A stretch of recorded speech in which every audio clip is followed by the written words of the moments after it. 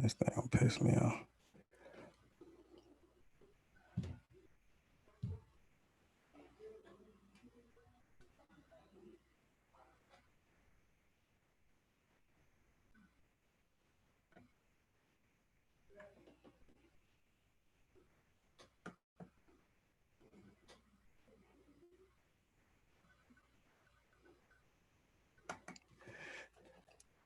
Peace, everyone. How you doing? It's Mr. R2 here at TBP Live. We're boots on the ground. And today's discussion is a very important discussion where I think during these times that we're in right now, I think this conversation is necessary when we're talking about the African Diaspora Roundtable.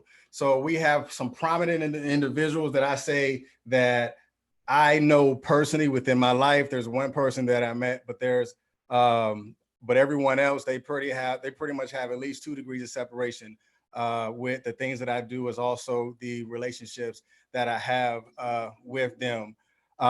So let's pretty much jump into it. So as you can see on the screen, we have Miss June from Kenya. We have Mark, who is from Haiti. We have in the middle, Mr. George, who's from Liberia. We have Miss Theo, who's from Tanzania. We have Brother Bethel up top. He's from Florida. We have Miss Yolanda Peterson, she's from Florida, and we have Mr. Park, who is from Liberia. So, how you doing? It's Mr. R2 here. Oh Lord, live. Facebook. On the ground. And today.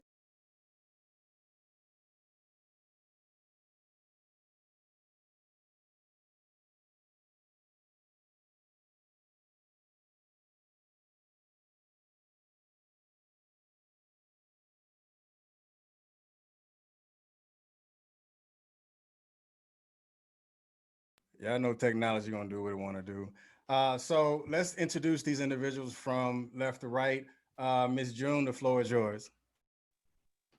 Hey everybody, my name is June Juguna, and I know Juguna is really a hard name to pronounce, but it's the N is silent. I'm a wife to a soldier. He's active duty. I'm a vet myself. I'm a mother of two girls. I own a business, African Pride and Jewelry, and I'm originally born and raised in Kenya, migrated to America about 17 years ago.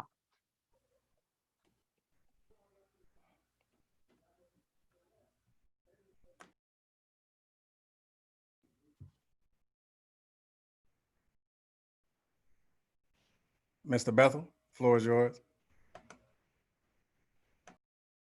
Okay, hey, how y'all doing? I'm Brother Tavares. I had the pleasure of serving as the president and the director of community relations for the Village United. I'll be brief with my introduction. Originally, I hail from Florida, but the way I like to explain is I like to say that my energy entered the Western Hemisphere by way of the Eleuthera Islands in the Bahamas. My family, or my particular portion of family, was originally enslaved on the Eleuthera Islands, where the individual who ran the plantations in Eleuthera would then break those slaves and then sell them to plantations here in America.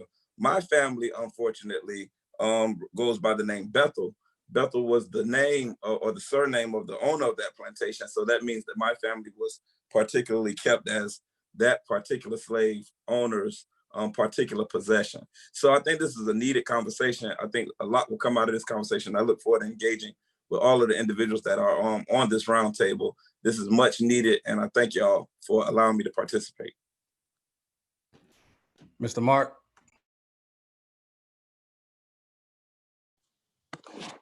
Hey, how's everybody doing? Like you were saying, my name is Mark, and as you can see from behind me, I'm representing Haiti. I am a certified personal trainer, group fitness instructor, and a technical strength and conditioning practitioner. I am currently living in Alabama. I'm a father of one, and yeah, I'm so excited for this. Mr. George. Hi, everybody. My name is Georgiana. I'm originally from Liberia, born and raised in Liberia, West Africa. Migrated to the States when I was 17, and by way of Florida. and I've been rocking since. I'm the CEO for the Gold Digger brand. Mr. Parker.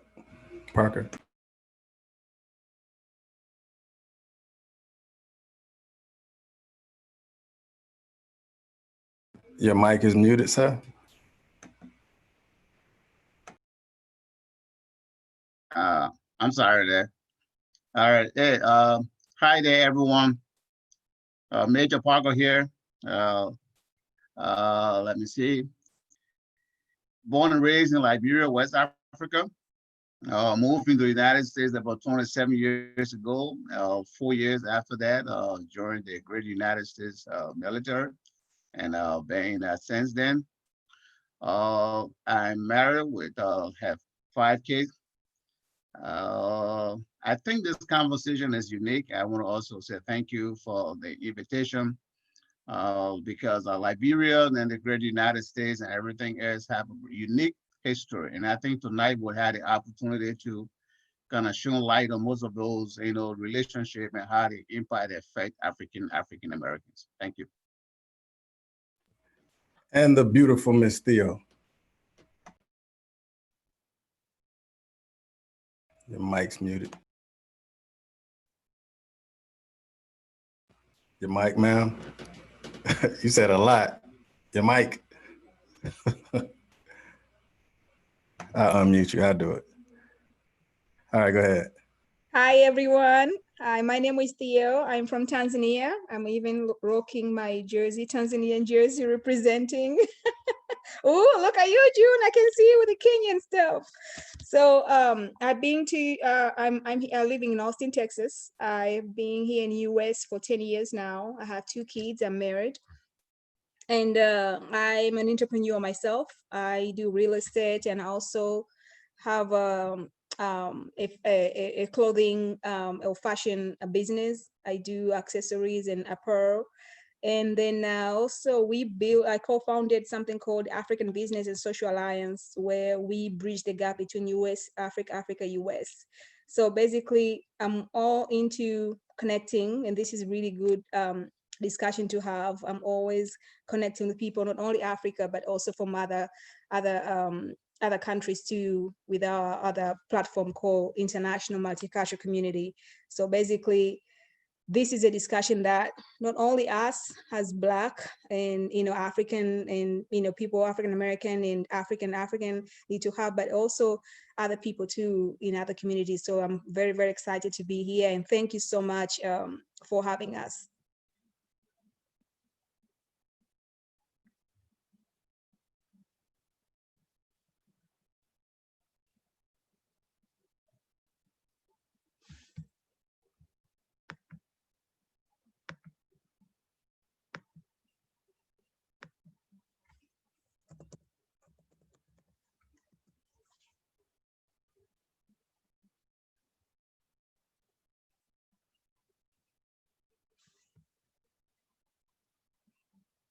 I think he's muted.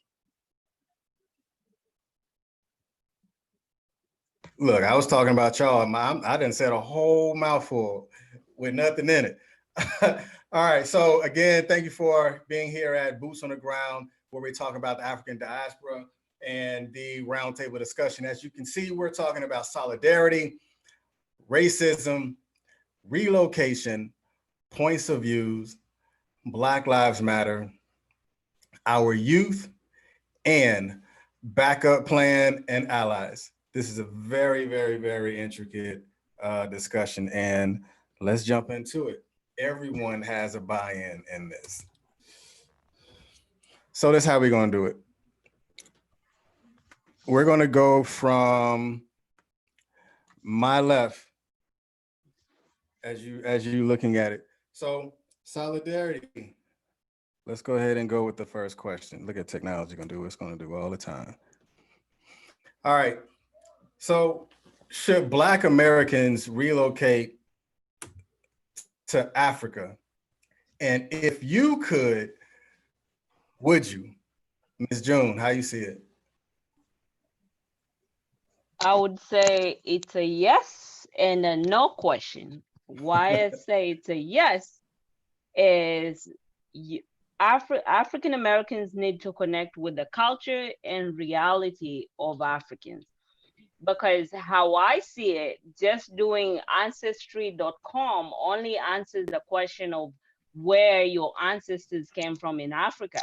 But for you to actually go back to Africa, not necessarily to relocate, but necessarily to meet with the people, to see the culture, and to see the humble beginnings of the ancestors is really important. And the second question, the second part of it is no. I don't think you should relocate if you're struggling to survive in America. If you're struggling to survive in America, you're gonna die in Africa, because in Africa you have to have a, I'll pretty much say you have to have strength, you have to have resiliency, and you have to see life in a raw perspective. In America, everything is sugar coated. Back in Africa, it's a reality of life where we all begin. So it's a yes and no answer for me. Yes, you can relocate, but no, don't relocate if you cannot survive in America. You can only relocate if you can survive in America. And if you want to know everything and kind of reconnect, I would say yes. But even personally, myself being here in the States for 17 years, I always think of relocating, but then my statistics have changed. I have kids. My kids are born and raised in America. So saying, should we relocate? That's not an answer. It's mainly, should we see how Africa is and how we can connect the motherland to America, but not saying that we need to relocate. That cannot happen. Okay. Thank you. Brother Tavares, how you see it? That's a beautiful question. My short answer would be no. We Black Americans should not relocate to Africa. That would be my short answer.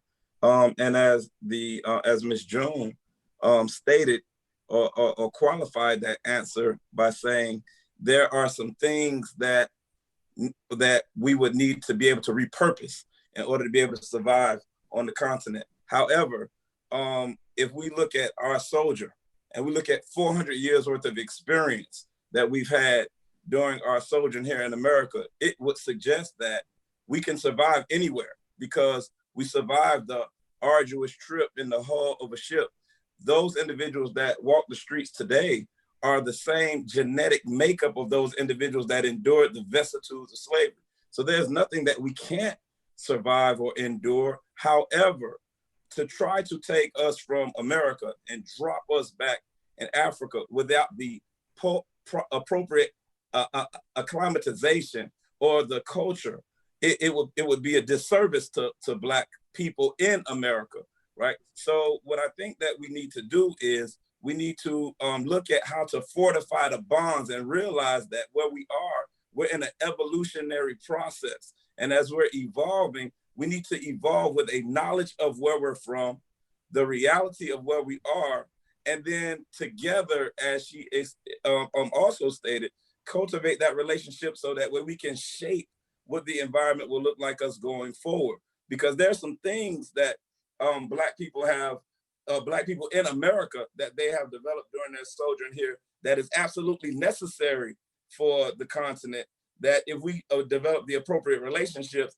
it could lead to prosperity for Black people in America and Black people in Africa. However, if we don't start doing those things now, and as I'm sure we'll get into much later, then we never stand the possibility of creating those types of bonds. So if I could, hell yeah, if I could, I'd be gone. But I ain't like everybody else. I got the ability to understand how to respect people and their culture and how to do the research that's appropriate to be accepted when and if I am afforded the opportunity to return home. However, what we need to do is we need to understand what needs to take place in order to be able to begin that process. We see a little bit of that in the establishment of Liberia, but on a large scale, I don't think we're prepared for it. Not at this time, sir. All right, Ms. Theo, how you see it?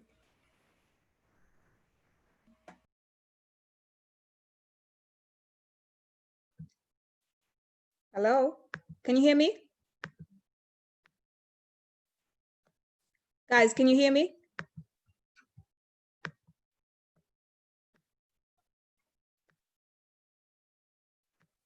Yes, we can hear you. Okay, Yeah, we can. awesome. So, sorry guys about that. So, well, this is a very deep question, you know, that need very deep answer, in my opinion. I believe that, you know, first of all, a lot of Africans are moving from, you know, their countries to come here. So to me, I think it's going to be a little bit, I'm going to be a little hypocritical if I say no for Black Americans to move to Africa. They can if they want. I'm here as well. Who am I to tell somebody that do not go to Africa, do not move to Africa? But at the same time, how are you moving to Africa? You know, so to me, that's the big thing that we have to think about. Like, how are you moving to Africa? Like, why did I move here? So before you think about going to Africa, are you really utilizing everything here in your country? Or do you have other pressing matter which are gonna take you there? So if you are here and you're not be able to tap to the full potential of your country, how will you be able to go in Africa and tap things over there? Because in my understanding, even the homeless in America has a good life than a lot of people in Africa. So if you think about that, like a lot of homeless here, they still have opportunities they can have shelter, they can have all these other things. But you know, if you go to Africa, the bottom of the bottom is there's a lot of classes in many countries. So before any American think about moving to Africa, they have to really, first of all, if I were me, I will just wait or really understanding, am I tapping to the fullest the potential in my countries? Or what's the best way for me to move? Am I going because I'm all about, you know, Africa, where I'm from, or am I being strategic with my move? Because you can be either way, you know, you can move strategically and really make it happen, or you can move like with that, you know, it's too much racism here, I'm moving there. And even though you're there, there are going to be issues, because Africans are not going to be say, hey, you know, hey, my brother, you're here, my sister, you're here, we are embracing you because you look like us. They're going to be like, huh, you're not one of us, you don't speak our language, you don't know our culture, and you're coming here thinking you're American, you're better than us. So they're going to be the same way, with the same way Africans, when they come to America sometime here, there's that friction already. So you have to be mindful, you know, and you have to be prepared in a way that you have to manage upward your expectation. When I came here, you know, it was a lot of, you know, that going on. So you have to think about all of these issues. And when you're thinking about I'm moving to Africa, and you have to be complete. Myself, I want to go there tomorrow if I can. But at the same time, now I'm thinking I have kids, like June say, you know, you have kids, you know, and your kids are going to have the best school they can. And the best schools in Africa, they're not cheap. So, you know, the best schools here, this private school, they're, you know, they're really good, which is, I mean, the private school here, they're like private school, you know what I'm saying? So you have to think about school, you have to think about the quality of life. You know, do you want to live in a shack, or do you want to live in a nice area, you know? So all of that, you know, poverty over there is not the same over here, you know, and there's a lot of culture of, you know, what you know about who you know. You know, there's a lot of things that you have, before you make that move, you have to think about it. So it is possible for people to move, but before they move, because there are people who are going to Africa and they're very disappointed, you know, of Africa. Say, look, you know, they're treating us, whatever, this is what I expected. That people are very happy. So it depends on where you are and what you want to do and what are you expecting for that to happen. So again, I guess it's the same way, yes or no, but, you know, nobody's going to tell you no. You know, you want to go, you know, at the same time, you have to manage your expectation and you have to kind of live up to whatever you want to do. Yeah. Mark, how you see it, sir? All right, I'm gonna try to keep it really short. So for the first part, the two-part question, should Black Americans relocate to Africa? First, as soon as I saw that question, it kind of raised my eyebrows. Like the previous 2 to 3 people have already said, it's a very tricky question. At the same time, it's kind of scary because think about it. When you say Black Americans, there are a lot of Black Americans who feel like they're not from or originally from Africa. So when you ask that, you got to think about who are we talking to. So for example, me being that I'm from Haiti, as soon as I saw that question, I was like, oh, wait a minute now. If I'm thinking about relocation, the very first country in my mind is going to be Haiti. Because I know, okay, this is where I'm originally from, you know what I mean? So that's why I'm thinking like we have to be really careful about how we pose that question. At the same time, we also have to be careful about how we answer that question. Right. So, and the second part of it, if I could, would I would say I would unless I know, well, I would if I knew that I had the necessary means to survive there. Because being that I don't know much about Africa, I would have to know exactly, you know, that once I actually relocate there, I am able to actually survive there. And yeah, that's it. So would you relocate back to Haiti? That's the same thing. When I saw that question, I thought about it. I was like, okay, would I relocate back to Haiti? I know everything that's going on now back in Haiti is crazy. I don't even want to go over there now because if I go there, I might not be able to come back. So unless I know everything is stable, and once I get there, I am able to survive as far as wealth is concerned, then I wouldn't be so quick to go back. Okay. And actually live there. Right. Mr. George. Yes, sir. Same question. Should Black Americans relocate to Africa? And if you could, would you? Yes, sir. Yes, sir. I definitely will. And I think the number one thing is, I think integration was a good concept that was executed wrong because we got integrated with the wrong group of people in the wrong country or on the wrong continent. So I'm not gonna get too deep into it because there's gonna be a follow-on question. So now, in order for us to build unity and build our own, we have to build our own. Number one, you know, to get rid of like all these everything's going on right now in our community. We have to build our own, right? So we have to separate. So separate and integrate with the Africans, right, so to speak. So yes, so I agree. Yes, we need to move back to Africa. But another thing is we have to get accepted in Africa because there's one thing called, if I'm not mistaken, it's called inferiority complex, right? The thing is, some people feel inferior because of the status that you have now or what you possess, right? So if you move back, let's say you move back to Africa or Haiti, you know, are they willing to accept you with what you have now, right? But it's all education, it's all understanding.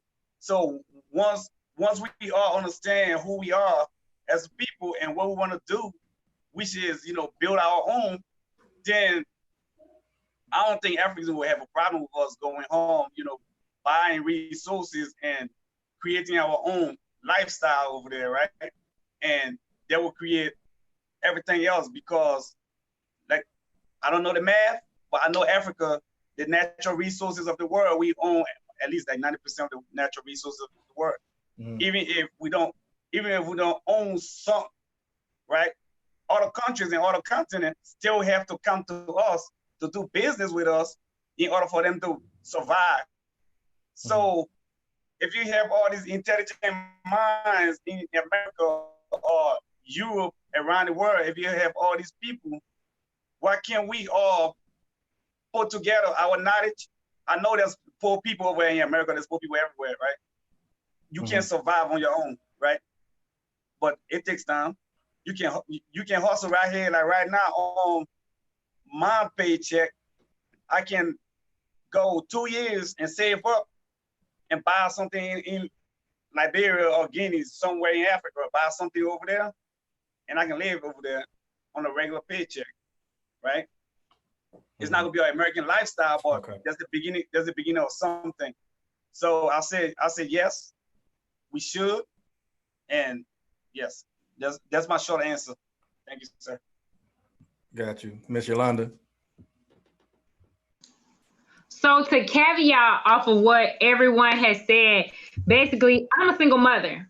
So I feel like being in the military after 17 years, I can move in certain circles and I can maneuver. That's just me. You know what I mean? But at the same time, I can't just show up like I'm from Florida. You know what I mean? And just like Mark said, he even has, like, he's hesitant to go back to Haiti. You know what I mean? And I have friends who are from Haiti and they say that, no, like when I retire, like one of my friends just say, oh, I'm gonna go back to Haiti. And we talked just a couple of months ago and he's like, no, everything is too uncertain. You know what I mean? And just like the speaker before me said, if you knew what everyone had going on, then it'd be totally different. And maybe you can show up.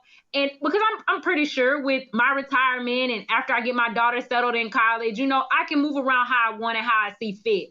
But to just up today and say, hey, Sky, uproot my child who's already a military child and having to get moved around everywhere all the time, I can't just say, oh, we moving to Africa. She don't know nothing about Africa. I don't know nothing about Africa. You know what I mean? It sounds good, but just like Miss June said, when you show up, what are you looking for? What resources have you really tapped into in America to utilize? Because it is true, our poor people who live on the street, they still have opportunities. They can pull themselves up and get themselves together. If we just show up in Africa and there's already that dissension with us and being in America right now, so we just show up in other countries, it's not to say we're going to be welcomed with open arms. So that's all stuff we have to take into account. However, if it say, if I could, would I?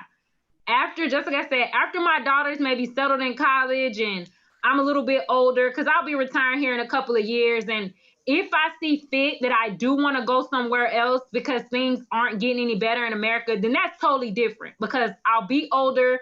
I can do my research because you don't just go somewhere and, hey, I'm just going to live here and I'm going to be doing whatever I want. You have to do your research. You have to have a game plan. The Army teaches you that.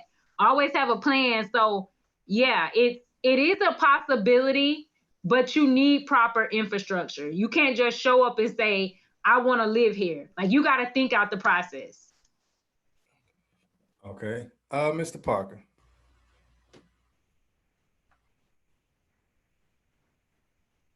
Hey, thank you. Good question here. Good question. I think a lot of comment being made here. But see, I might go a little bit different. And firstly, when I look at the question about Black American relocating to Africa, firstly, out of what context? Is this because of what is going on? Is it because of the race, inequality, and all of those injustices in America? So if the question is based on that premise, then I would say no. And also, if you look at then who are we, if I, alluding to the Black American, who are the Black American? Okay, I'm Black. I'm an American. Are you referring to me? Or just Black from everywhere that I'm American? So we gotta be able to define the Black we are talking about and in what context. It is important that, of course, all of us, have our origin in Africa. Mm-hmm. We have to, be able to go back to Africa and touch base. That is no brainer. We have to reach back to our origin. For unknown prevailing circumstances and conditions that challenges our existence here, if we just pack up today and say, Black American, go to Africa, it is just not right. You're not thinking it through. Because there's a lot that need to be put into place. Previous speaker talked about that. You got a plan. And, it's almost like you go on vacation. You can't just jump the plane and get to Africa or go to Senegal and go to Liberia and say, I'm here. Don't work like that. You know, but again, we must understand, I would say, who are we? And I think this platform is supposed to help us understand who are we as black African Americans, you know, and how we can together, you know, relate to motherland. So again, just a short answer to my question. If the question is because of the current situation, I would say no, Black Americans should not relocate to Africa because there's no thorough planning in place for that process. Thank you. Right. So we're going to go to the second question. Let's keep our responses short, sweet, transparent, and to the point. So from your experience, do you... Ronnie. Yes, sir. My apologies. I think Miss Yolanda is on and we missed her. No, she answered. Oh, no, she spoke. Yeah. So in your experience, do you feel that some Africans would view Black Americans as foreigners if they return back to Africa? Either gonna make it? Okay, I'll start with you. Okay, great. You know, again, when I said we should know, you know, each other well, no, I don't think that Africans should see Black Americans as foreigner. Just as you know, African migrating to the United States should not be seen by Black American as foreigner in any case. See, we got to put into perspective the history of the whole Black race. Okay, and you know, it takes some time for us to educate ourselves about where we come from. You know, so African, all of the African, our origin is Africa. I can go to any African country, that's my origin. I'm not a foreigner in this country. Okay, so yes, again, like I said, you know, Black American going to Africa should not be considered foreigner. That is their origin, but they have to do a proper, you know, assessment, homework, and see where they can live and how they can live there. And that should be our discussion going forward.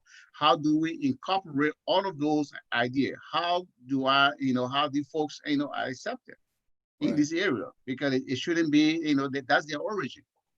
Right. I think that this question put into a real perspectives. The operative word is probably should. So, Ms. Yolanda, how do you see this? You know, Florida, y'all got a whole bunch of people down there in Florida. So how do you see it? When we're at home, like me and Mark, we were in the room a whole hour early together, and we said we feel like yeah. That's the time difference. That's neither here nor there. We ain't gonna bring up old stuff. But I agree. I agree with the speaker. Like I don't know. Us showing up, we're gonna be outsiders naturally. But just what I said, you have to do your research. You can't just show up and feel like here in America, like I feel like I'm in charge of stuff. And furthermore, being in the military, I'm gonna be honest, being in the military for 17 years, I know I have a false sense of security sometimes. And sometimes I have to check myself, just with my surroundings, even being in Fort Drum for the past 2.5 years. You know some of my experiences, even experiences with my daughter in the education system. So me just showing up in Africa because I'm a warrant officer and I've been the president of a few things and I was a Girl Scout leader. No, I'm gonna have to humble myself because I'm gonna need to figure out how to maneuver and meet people. And so I'm not a foreigner showing up because I do have that African heritage, but I don't speak the dialect. So that's gonna be, I can't pull out my phone every time I show up somewhere like, hey, here's Google Translate. People gonna get tired of that. Eventually, you know what I mean? Like I can go on vacation, like I can go on vacation and do that. Like when I went to Dominican Republic, I really don't speak Creole, so I had to translate stuff. I really don't speak Spanish, so I had to translate stuff here and there, but eventually it would get figured out, but I can't just show up and try to take over someone else's real home, if that makes sense. Right. George, how you got it?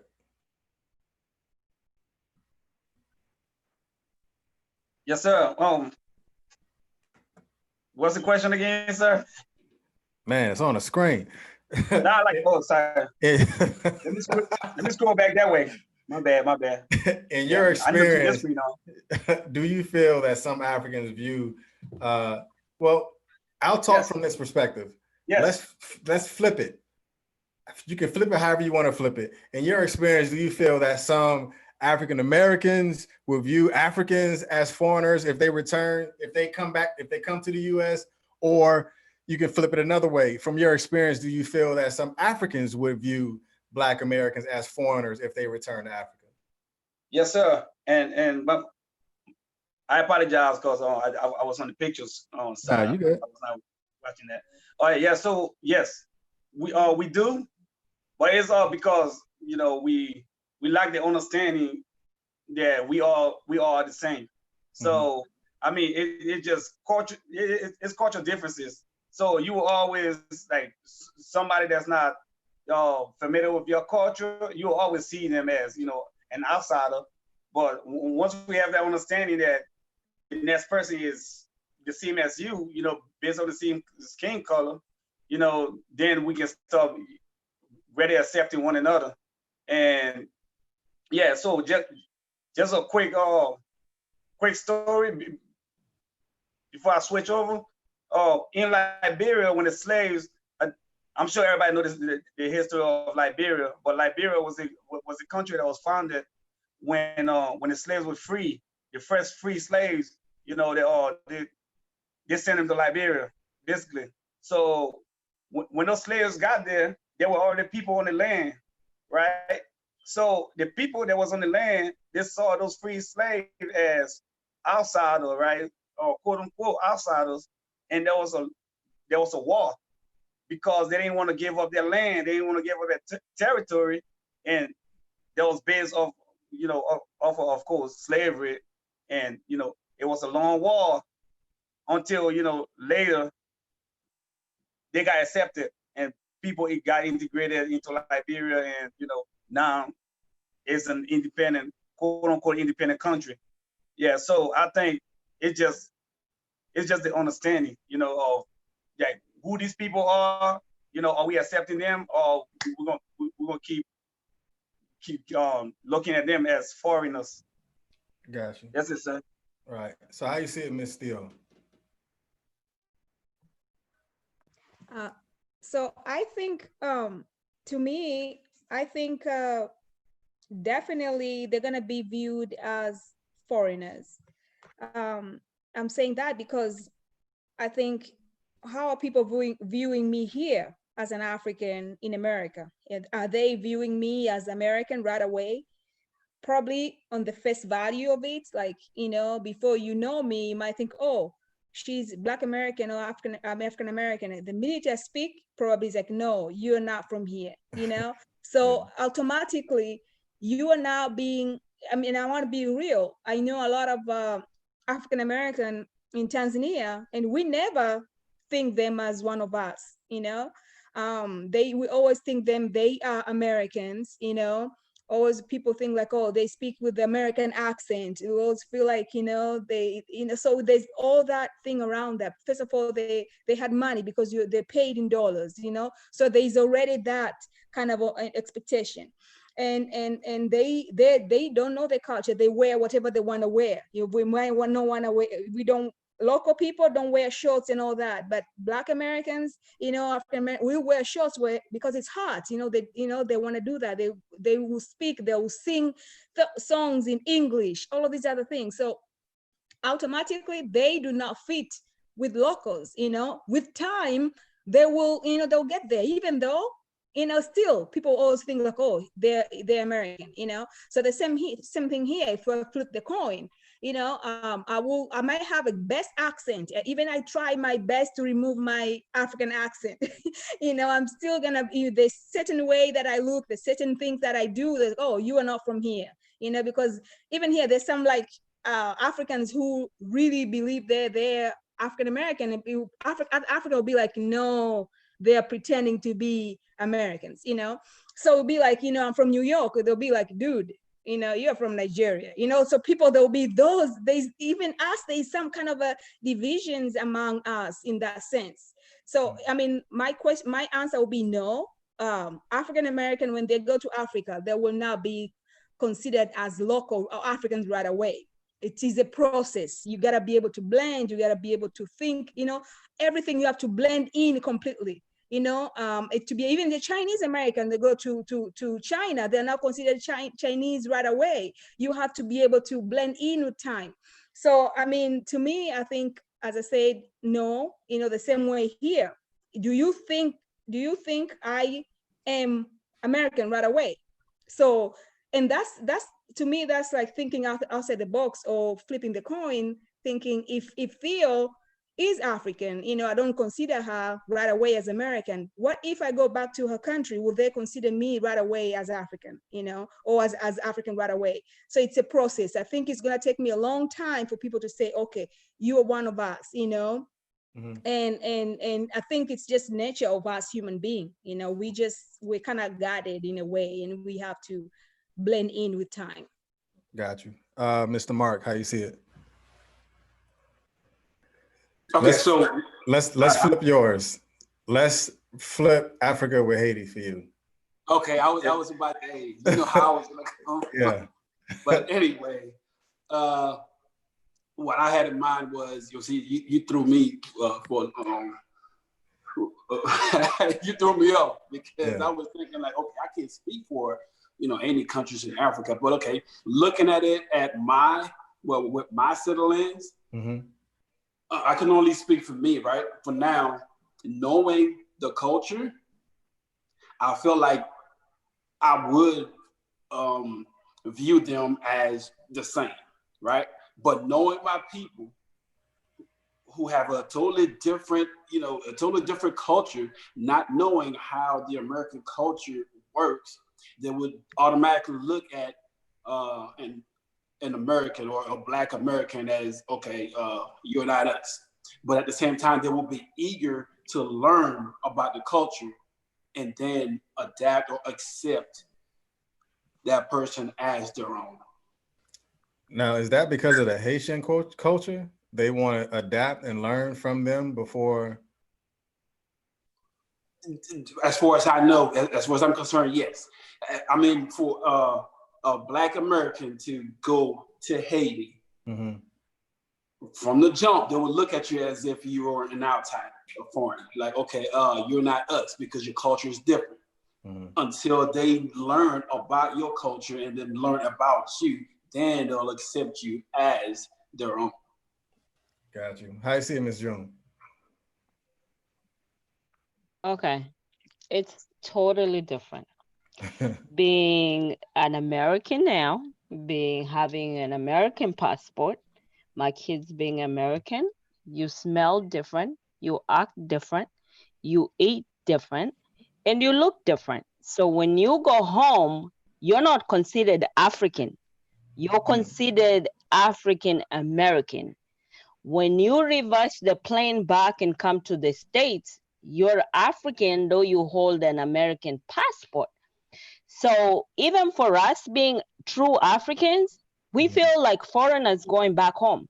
I go home the minute I get off that plane, I'm American, because everything I see, how I view it in an American way.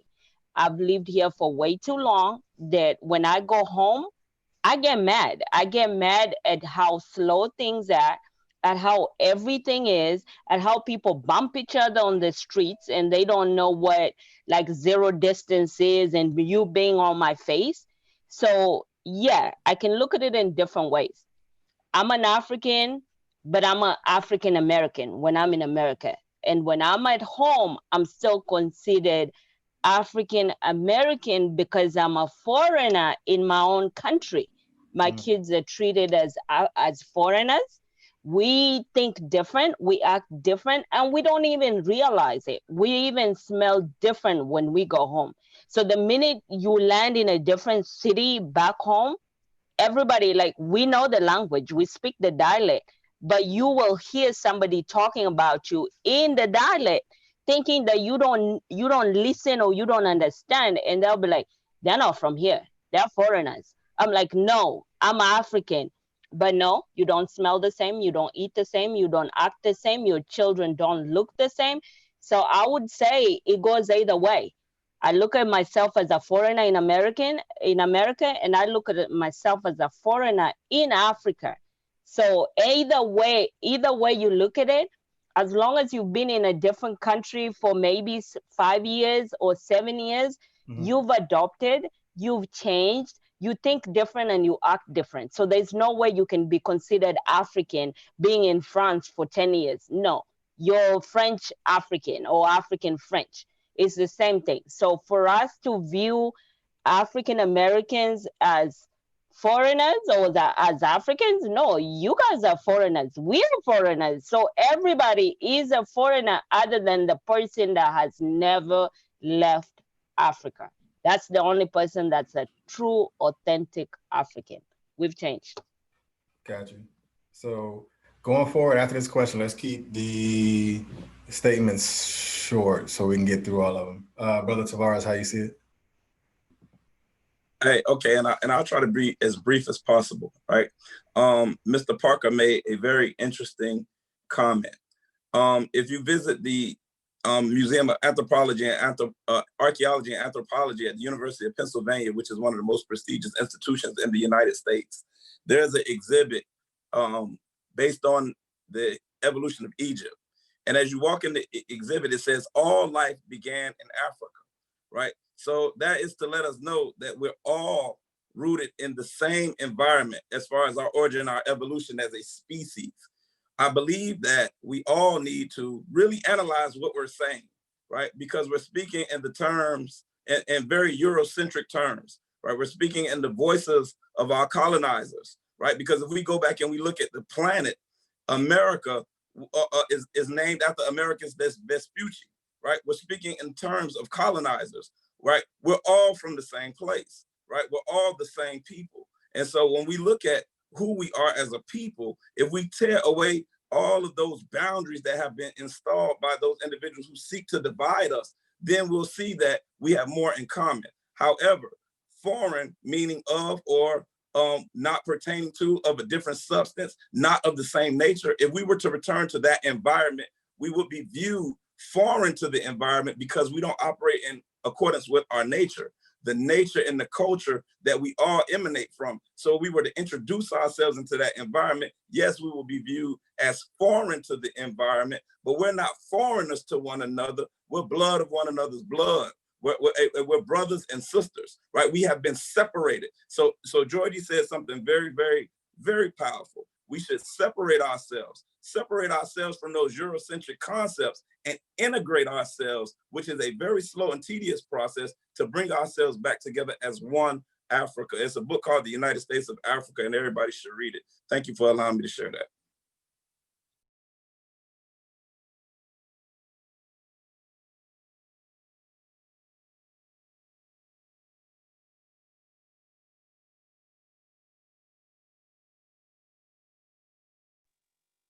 But Ronnie, you muted. You on mute. I didn't say the whole statement. All right, so we're gonna start with you, Yolanda. So what does solidarity mean, and what does it look like for domestic Black Americans and Africans? Oh, okay. So I'm pretty sure we're a panel of educated people. Did everybody see Nancy Pelosi and the other Democratic people the other day? They had their kente cloth and they were kneeling and they did all this stuff and people were applauding them. And I'm in this group, it's called Beauties and Boots. And some of them are veterans, some of them are still active duty. And everyone's biggest thing was, I honestly did not hear this word of solidarity until like Tuesday of this week. And today's Friday. So everyone with this, oh, they're showing solidarity and they want us to know that they're here for us. You putting cloth on your shoulders is not solidarity. And I feel like we as Black people, we're so accepting of the most minimal progress. Like all of this stuff, the major, he's in Minnesota right now. So he is where everything is going on, everything that started, like people are fed up. So for us to just be so accepting, I talk with this with my mentor. I talk with my older sister. I talk with my older brother. Like, Black people were so forgiving. And it's like, we really can't go to Africa and just show up and think we're taking over, because look at us here in America. And oh, they're standing with us, and we're just, I don't know, it's just so frustrating to me. And I had the perfect answer for this question, but I just so upset because them putting that cloth around their shoulders and around their neck. But at the same time, I have to be upset because some Black person gave them that. I'm pretty sure Nancy Pelosi wasn't just smart enough to go out and put that on her shoulders because it matched her yellow dress. And then when she was trying to get up off the ground, somebody had to put their hand out to even help her up. So solidarity to me is Black people coming together. Strong, smart leaders, not Jesse Jackson, not freaking Al Sharpton. We don't need the caretakers. We need strong leaders like Ronnie Russell's who are going to.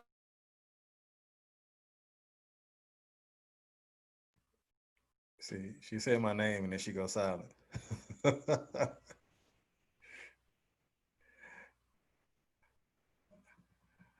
Okay, I don't know what happened. All right, so okay. And blacking out our pages on Facebook. No, we need actual change. Okay, got you. Mark, how you see it?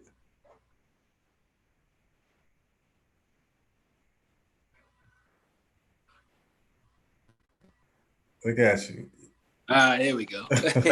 Hey, she feels very strongly about that one. Yeah. Hey, you know I'm always gonna be short. Hey, to me, solidarity is, it's unity, coming together. You know, having a common interest. You gotta have a common interest. You know what I'm saying? If we don't have the same, if we're not looking at the same end result, if both parties don't have the same interest in mind, then there's no solidarity. Like she was saying earlier, a lot of people are doing that crap just for show. You know what I mean? They're doing it just for show. And what does it look like for Black Americans right now? I'm just gonna be honest. I don't think it looks good right now, because we have a lot of Black Americans who are against other Black Americans, and they're showing it. Mm-hmm. I don't know what it is going on. There's a big disconnect, but yeah, it doesn't really look too promising for us as of right now. Can it get better? Yeah, but it doesn't look too promising right now. Got you. Ms. Theo, how you see it? So to me, I think, first of all, solidarity, I view it as unity. You know, so you're coming together, you're uniting together to do something bigger, better, or really make big changes. So if you have one stick, it's very easy to break it. But imagine have 20 sticks. Can you be able to break them quickly? No. So to me, that's what my father used to tell us. We're 8 of us in our family. So if you're coming together, you can do a lot. But if by yourself, it's hard to do a lot. You know, you're gonna do a little bit. So I think in my perspective that solidarity is needed. First of all, is needed among us, you know, as Black Americans, because again, race and all of these racism, there's a lot of issue.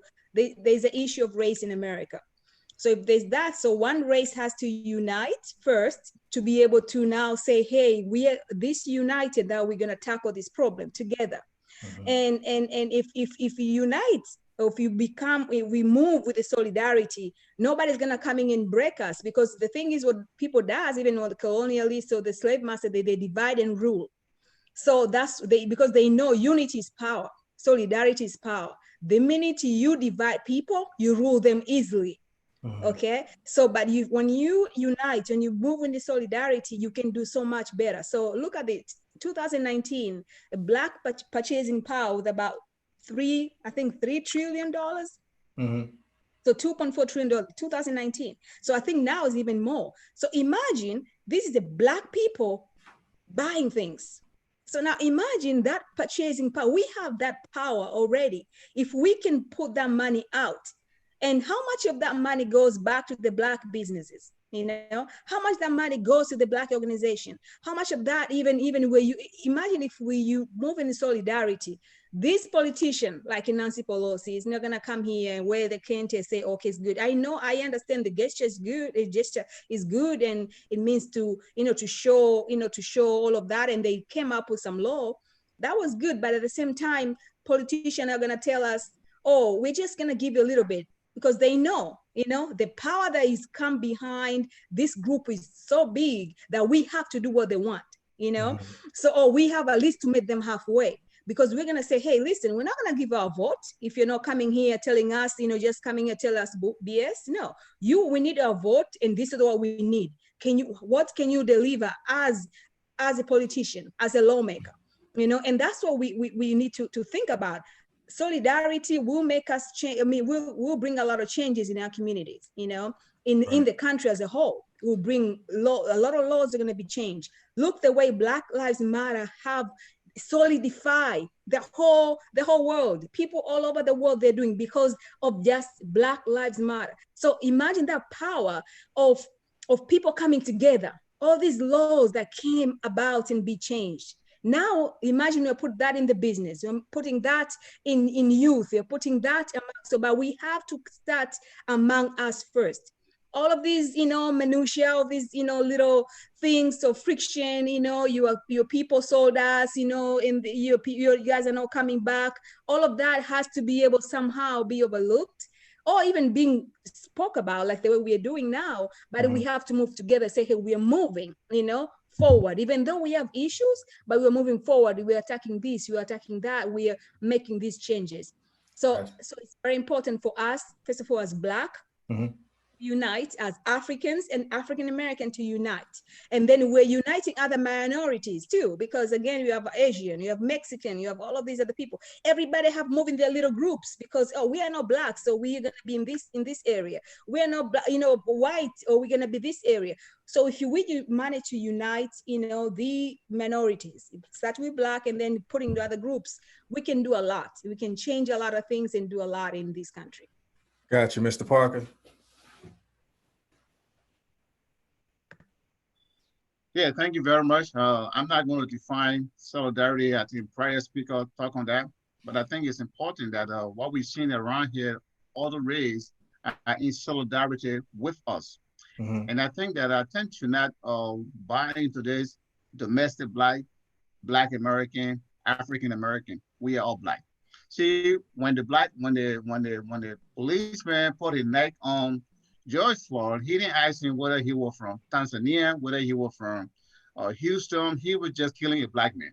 When all of those, injustices are going after Black men. So we must unite as Black so that other races can stand in solidarity with us to fight these injustices. Got you. Ms. June. So the question is too broad. And the reason why I say that is we can be solid together, but we have differences. Our children act the same, different. The education level is different between African Americans and Africans, because as Africans, we look forward to a better life. And we always, and I know that's to every country, every person, but for me to consider us being solid is we all have to view the issues together. Our children, our education, our mental health, our marriage. If we don't heal us as individuals in the homes, there's nowhere we can be all together and all as one, as long as you're having all these issues, but you gotta be considered as African or African American. No, we are all considered as Black. So as Black, we all have to heal. We all have to bring all our issues together and tackle them one by one, so that our kids cannot be victimized. Because when they're victimized, they're not victimized as African American or African, they're victimized as Black. but the issues are very broad in African American and in Africans. So the only way we can come together is to tackle all the issues together. I like that. Brother Tavares, how you see it? Man, y'all have such great answers, and I thank y'all for allowing me to listen to y'all share the things that y'all are sharing.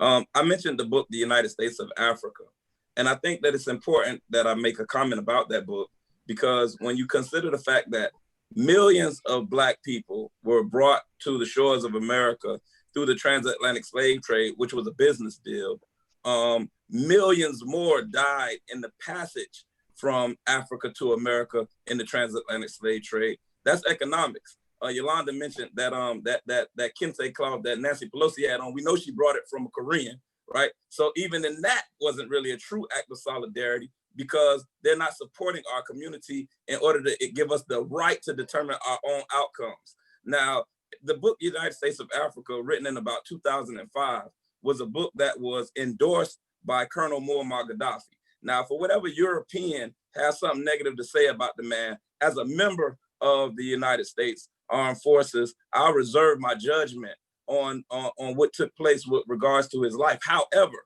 in 1998, I was present when Colonel Muammar Gaddafi pledged the wealth of the nation of Libya to help restore Black America to its rightful position in the country, on the planet. I was present. He pledged the wealth of the nation of Libya to help correct the wrongs that had been done to Black people in America. So when we see what happens, what that gentleman was trying to do was he was trying to bring Africa together in a way that would unite the economics of Africa, that would produce a standard that would rival the euro, that would give Africa a certain type of economic power. So we know what happened. And George was present when the question was asked to Abdul Akbar Muhammad. I asked him, I said, what happened to that movement? Because it was something that was so necessary. He said that when Muammar Gaddafi was murdered, that movement was murdered as well. And until a generation of people are developed in order to godfather that concept and unite Black people, we will not see a united Black man and woman on the planet, and we won't see the products of our unity. So I think this conversation is important. And if we could, as we mature and we go forward, let's not let this be a one moment in the sun type of initiative, but let's have those conversations, because what June is saying is very, very important. When we start thinking about our future, we got to figure out how to get into a space and identify what will our norms be, so that way we can become solid, because we require solidarity in order to do the things. Because as Mr. Parker said, and that was powerful, Mr. Parker, he didn't put his knee on his neck as an African or African American or a Nigerian or a Kenyan. He put his neck on a Black man, and he put his knee on the neck of a Black man, and he killed that man. And so we got to be able to protect ourselves, and the only way we can do that is through unification and through solidarity. Thank y'all for y'all comments. They're powerful. Y'all feed me.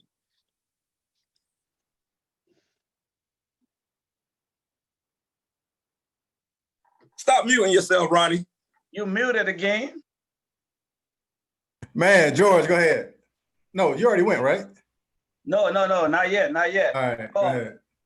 Yeah, I feel kind of bad that he let Brother Tavares go before me, because everything I had to say, in regards to the United States of Africa, he just said it again. All right, so to me, solidarity is strength, right? Because what we say, there's unity in strength, and like the both definition of solidarity is unity, right? Kind of like, like people unite for one common goal, whatnot. Yeah, so solidarity is strength, because there's unity in strength. Once we unite, you know what I'm saying? Like, there's nobody that can stop us. Now, going back to the United States of Africa, that 1958 summit that Muammar Gaddafi had with those African leaders, what happened to those African leaders? That summit was so powerful, the message from that summit was so powerful that they killed all of them. All those leaders got assassinated one way or the other because of their power. They united so well that their vision was so well calculated that they killed all of them. All right, let's go back to Black Wall Street. We're talking about solidarity. Let's talk about Black Wall Street. What happened to Black Wall Street? That we were so together. We had all that stuff going on for ourselves. They burned that bitch down. All right, that's it. I'm sorry for cursing. All right, got you. So again, let's keep this one short because we want to make sure we hear from everyone. And I know we had started at a very weird time. So I'm gonna start with you, Mark.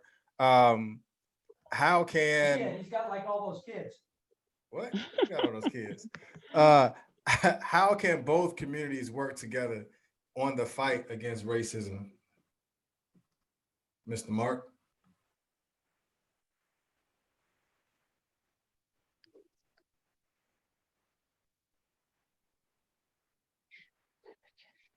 Mark? There we go. I got sticker fingers. What's the question again? How can we work together? Yeah. How can both communities work together on the fight against racism? Both communities, as in, what are those two communities we're talking about now? Okay, we'll stick with yours, Haitian community. Well, before we start that, because I know, because somebody sent me the message, the minister of Ghana invites African Americans to resettle in Africa if they feel unwanted in the US. So now the question to you is, how can both communities work together on the fight against racism? Whether you speaking as Africa or speaking as Haitian and American, however you package it is how you package it. So, okay, again, I'm gonna keep it really short. The very first step, right, is education. We have to learn about one another because what we've been saying all along is, okay, I am Black, I am from Liberia, I am from Africa, wherever else. We have to think about it as a bigger perspective, as we're all Black. We have to learn about one another first.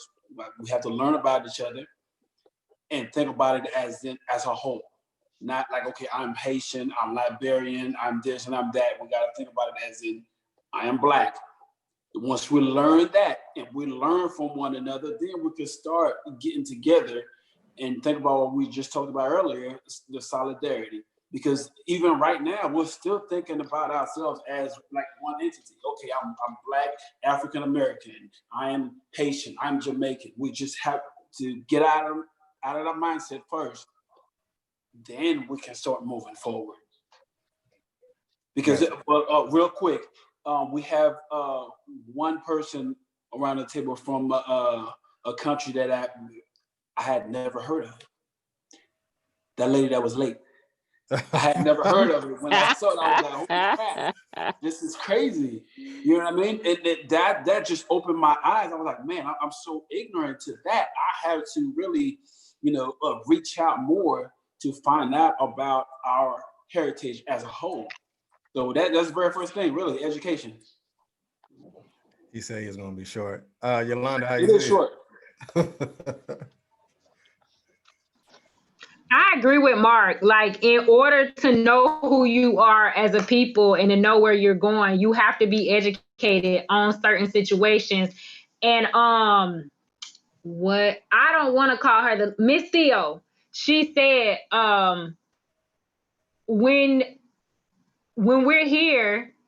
And when the same thing when you're in Africa, they can tell the way you move, the way you act. You are a foreigner when you go there, but we're all in America right now. So the only way for us to succeed and move forward is for us to come to a round table. For example, us right now here in this forum, and I can't. Oh well, I'm just an American from Florida. I really don't understand. Like, you can't do that. You have to be open to other people's experience and their backgrounds and things they've been through and understand where they're coming from. And we have to come to a common ground. And even the book that Mr. Bethel mentioned, I just went and put it in my Amazon cart. And once I get to Afghanistan, I'm going to order it so it can come to me so that I can educate myself even more. So education is important. You have to be able to accept what other people have been through in order for you to learn and move forward as a people. That's all I have. All right. Who's next? Ms. Theo.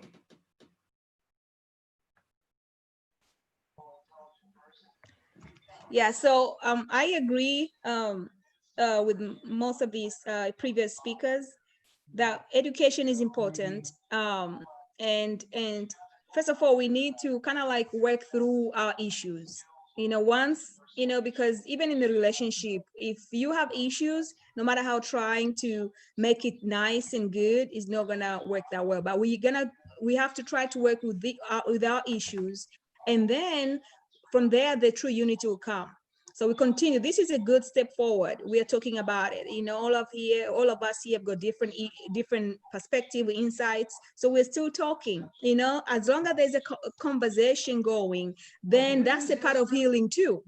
So that is something that we need to do. Working together, really kind of work with our differences and kind of like try to bridge the gap among us, and then unite, and then educate yourself. There's so much to educate about, because education is power.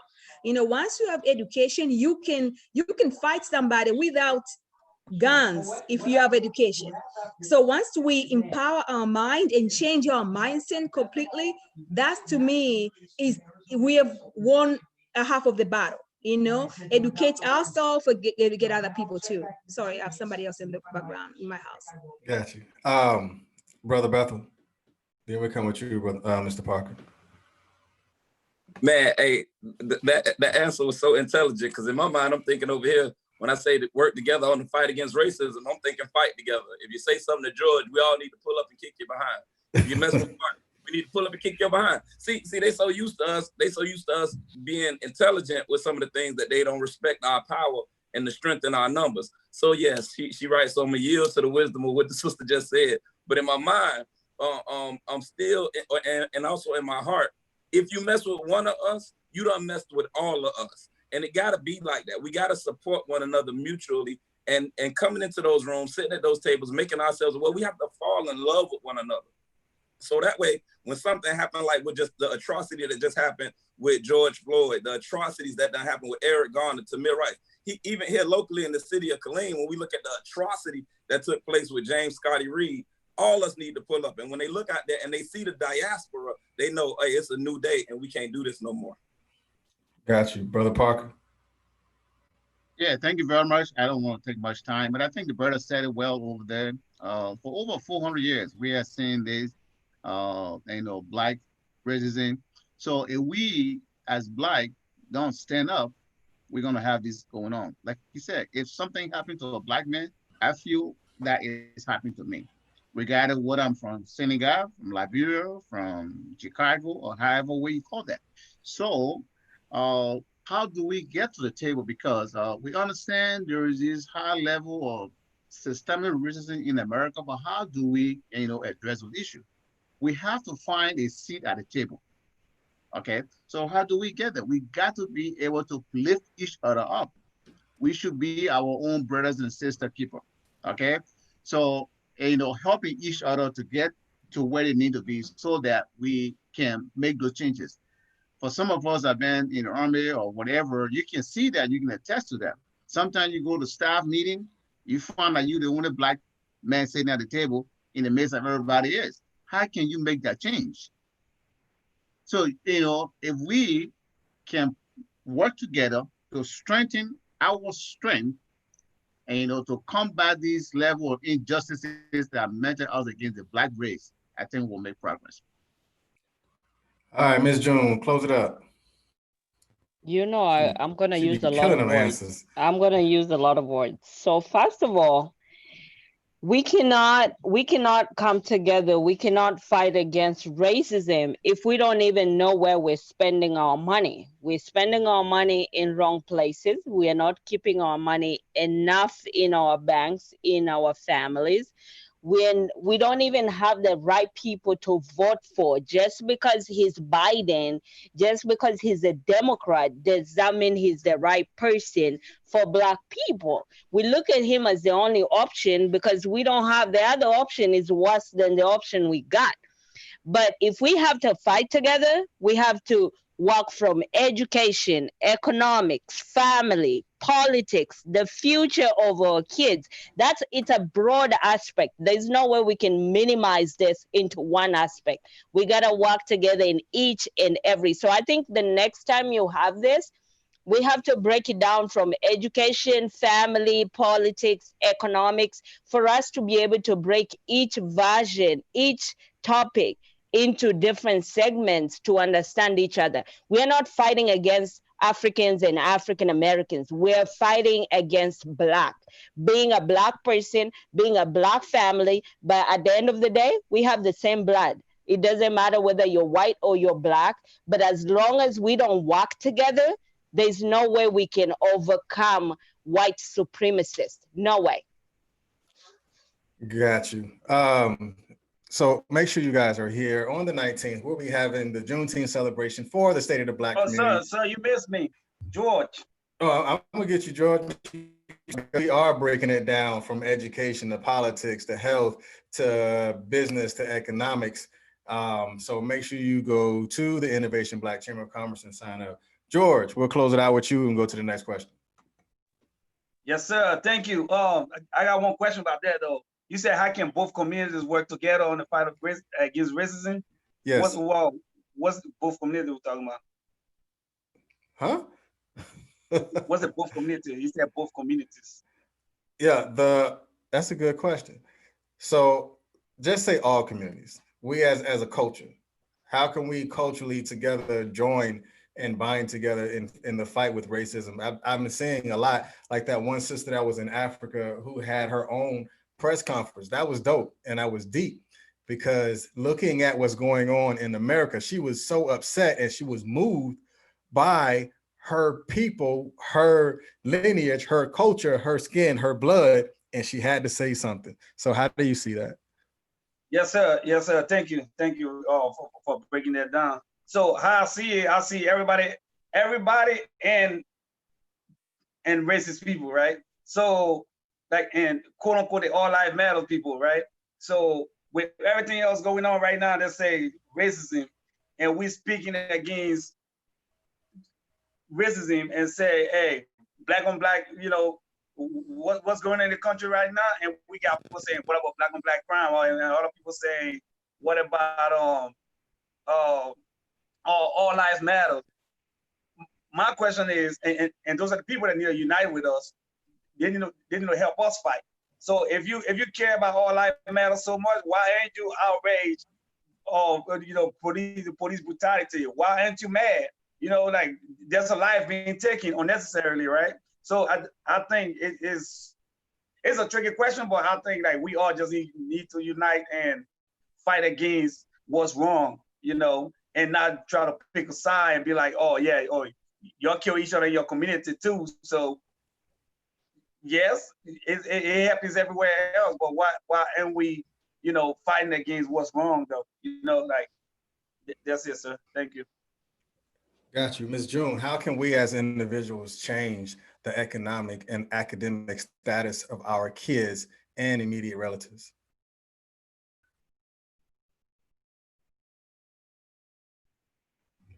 You're muted. I know you're dropping some jewels. Unmute. Okay. Can you hear me? Yes. Okay, for us as Blacks, as Black people, whether African or African Americans, we have to encourage our kids to be in Ivy League. Like we have a very small percentage of African Americans or Africans in Ivy League, and I read about that because I want my kids to be in one of the Ivy League schools. So if we are to change the academics of our children, we have to invest time in our children. We have to see what they're watching, what they're doing, what they are learning, and just don't take an answer for an answer when you go to school and your kid is judged as a Black kid. I'm like, no, I want to see the black and white, what my child did and what we can do to improve this. So I think as a community, we're not empowering our children enough and we're not encouraging them enough for them to see the future and to see that they have a round table, just like the white supremacists.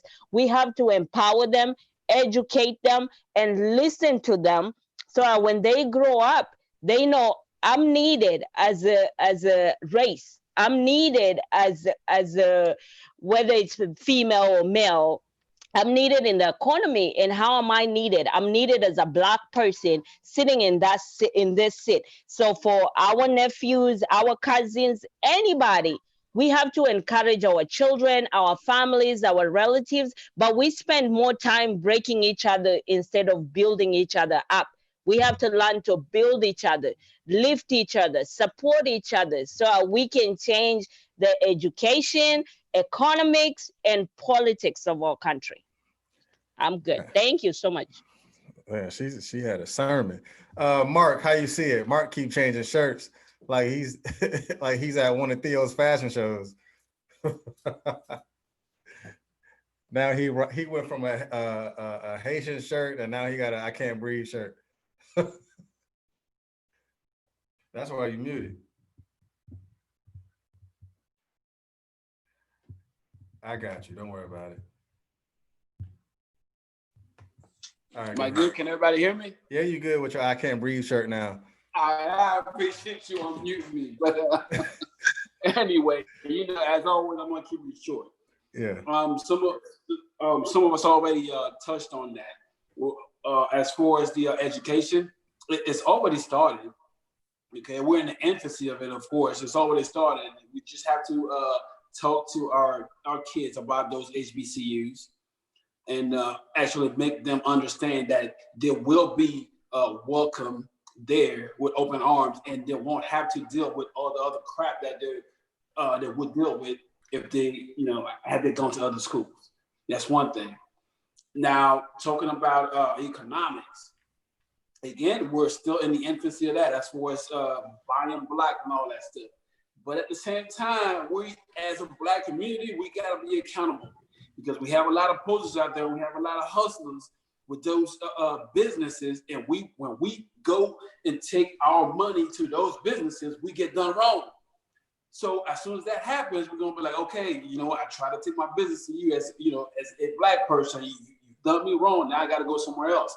A lot of things I think your page has posted before as far as Black businesses.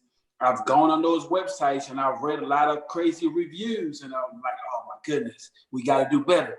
So we have to be accountable, and we have to have reputable people, with those businesses with great customer service, so we can start moving forward.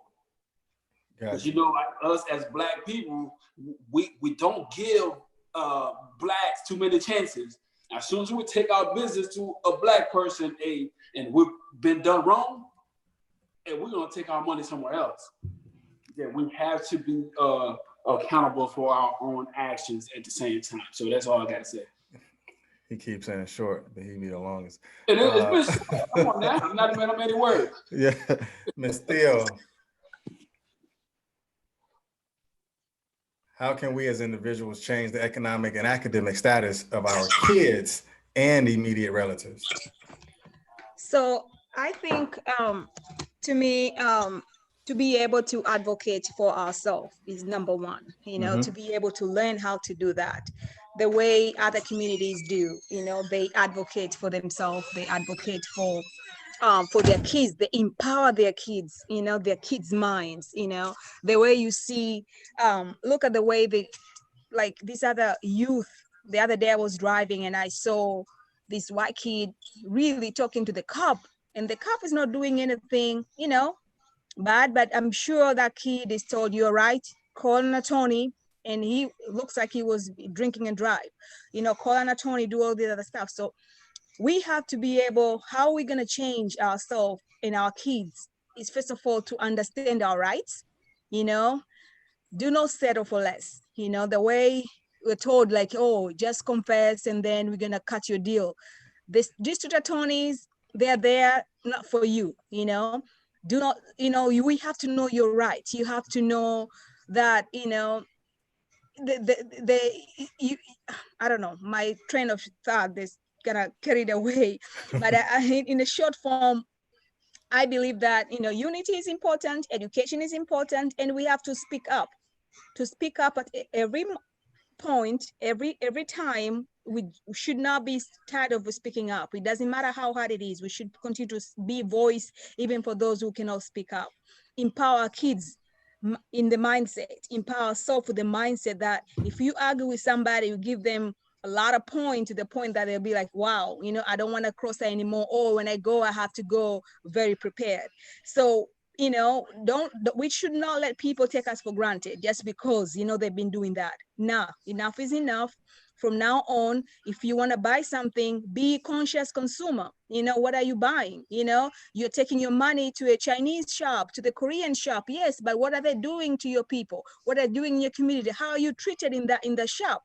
Because I go buy wigs and all that, and I go there, somebody's following me around, and I'm like, dude, why you follow me around? I've been coming in this shop for a long time. You still don't trust me. So it's like, you know what, done. I'm not gonna buy from you anymore. Because I know, even though my money can be $80, $100 is little, but if you don't get that money, you know, on a monthly basis, when I come to purchase these things, you, in a way, you're gonna suffer in a small way, you know? So we have to know when we buy things, when we go out there, whatever we do, we're moving consciously and also understanding that, you know, we have the power also to make changes in every day, you know, from what we eat, what we do, all of this stuff, and taking care of ourselves. You know, how are we gonna change anything if we're not taking care of ourselves?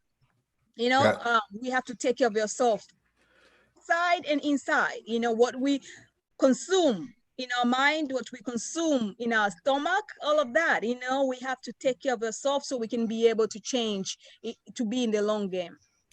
Got you. Ms. Yolanda, how you see it? How can we as individuals change the economic and academic status of our kids and immediate relatives?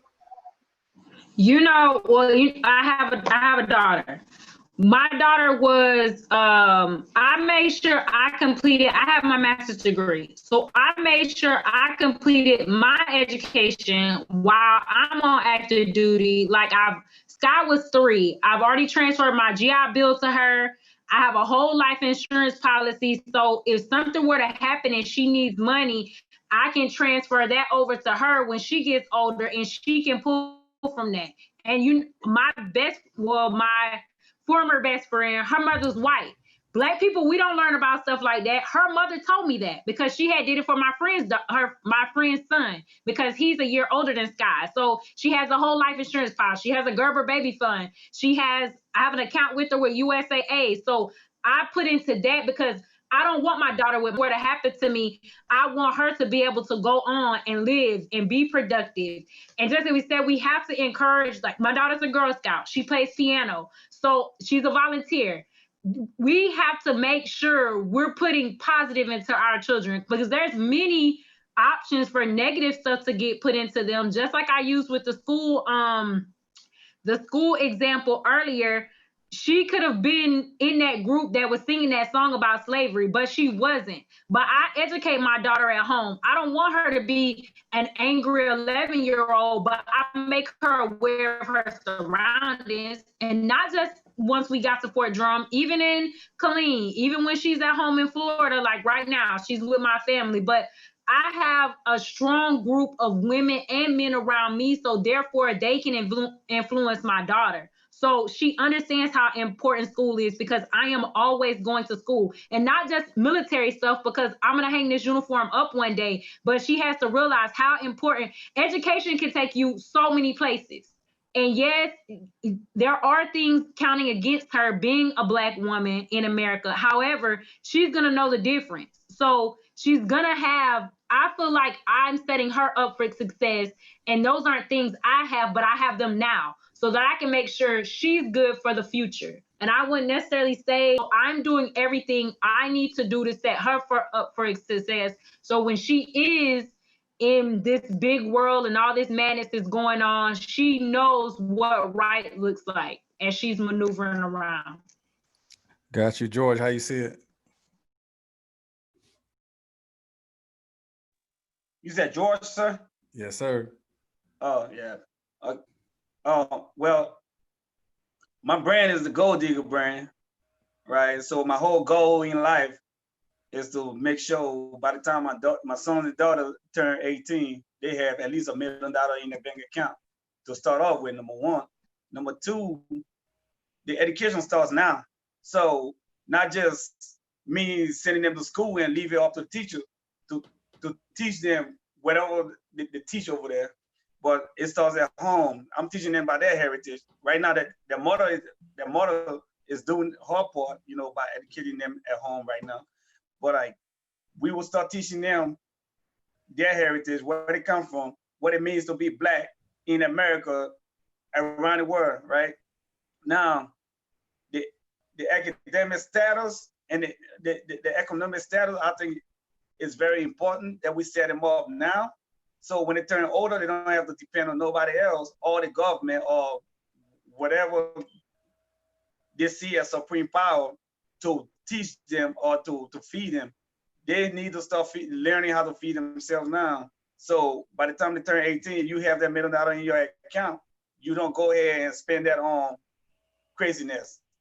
Now, like, they're going to HBCU. My kid's not going to Yale or Harvard or, you know, other schools that other people think is a classic school.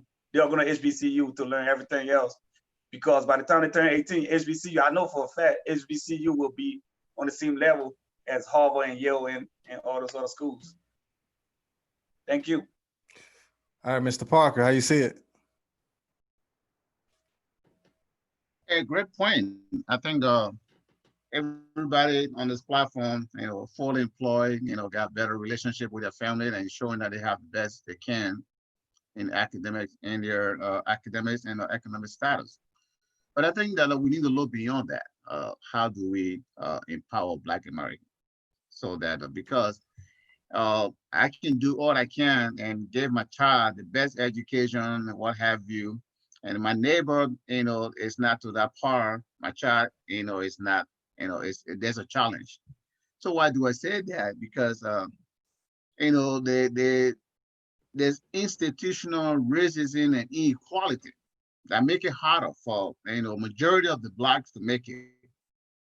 Okay, so our conversation should focus on how we can, you know, sit around the table, discuss how we can empower those, make those changes that we address, you know, those challenges that are constantly on our neck, because the system got to get off our neck so that we can live our full potential. Thank you. Brother Tavares. I think everybody on this at this roundtable has military experience, and so I like to use the analogy that we're fighting a war on two fronts. Education comes from the Latin word educere, meaning to bring out of. So the purpose of education really is not to indoctrinate an individual, but rather to introduce them to the talents that they have. When the University of Harvard was established, it was established for the purpose of giving the citizens of the colonies an education commensurate to that those who were in Cambridge and England was experiencing, so that way they could govern themselves. When historically Black colleges and universities were established and led out to Black people, it was for the purpose of serving as land grant institutions to teach us those skills that we needed so that they could repurpose us and send us back to Africa, right? When they came away from that concept in the early 1800s, when they came away from that concept, they defunded the HBCUs, and then they allowed the quality of education that we were receiving through HBCUs to be diminished, so that way we could never have an education commensurate to that of those who govern themselves. So I think the first thing that we need to do is we need to repurpose education. We need to talk to those individuals that are alumni at the HBCUs, those individuals who sit on the board of regents or the board of directors, and who fund those institutions to ensure that they raise the level of education that our children will receive at those institutions. I'm absolutely in favor of our children going to Ivy League institutions or that which is on the level of an Ivy League institution, but I also feel that we have to be able to have the ability to inform that construct so that way we can get that which we need out of it. As far as economics go, I believe that every individual that's on the face of the earth should join the Innovation Black Chamber of Commerce and or a Black Chamber of Commerce in your locale, so that we can begin the process of pooling our economics, so that way we can purpose our dollar in order to be able to galvanize the strength of that $1.4 trillion that come through our hands annually. And the last thing I will say is I think that what we should do is, Ronnie, if it's on your heart, and I want to plant the seed onto your heart, is we need to have a webinar or a series of webinars with the individuals that are on this roundtable to have the ability to go further in depth into classes to educate the individuals that may possibly be watching it, allow them to come in and sign up using Eventbrite. And then that way we can really focus in on cultivating the thinking that needs to exist in order to be able to bring these things into reality. We need a new leader to be born in our community. And I ain't saying that people need leaders. I'm saying that we need those individuals who have the ability to serve as guides through this difficult time that we're in. We need those individuals to come forward and begin the process of sharing the same way the individuals on this roundtable have been doing so eloquently. So we got to figure out how to get these individuals into the same room so that way they can glean from the wisdom of the individuals that have been speaking here today, because I have learned a lot throughout this roundtable, and I hope everybody else has as well. Yes, sir. Mark, you got it.